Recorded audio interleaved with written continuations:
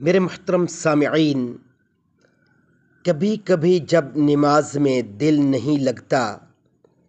سجدے بے کیف سے محسوس ہوتے ہیں، سجدہ سہو بڑھ جاتے ہیں، تو زاہد مجھے ڈراتا ہے اور شیطان ورغلاتا ہے کہ چھوڑ ایسی نماز کو، یہ تجھے وہاں کیا جزا دے گی جو یہاں مزہ نہیں دے رہی۔ پھر ان وسوسوں کو جھٹکتا ہوں اور یہ سوچ کر نماز پڑھنے چلا جاتا ہوں کہ روز محشر اپنے کریم رب سے یہ تو کہہ سکوں گا کہ تیرا بندہ تھا، تو نے بلایا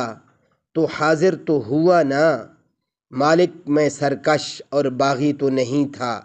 سو مجھے اپنے سائے رحمت میں پناہ دے اور معاف فرما دے۔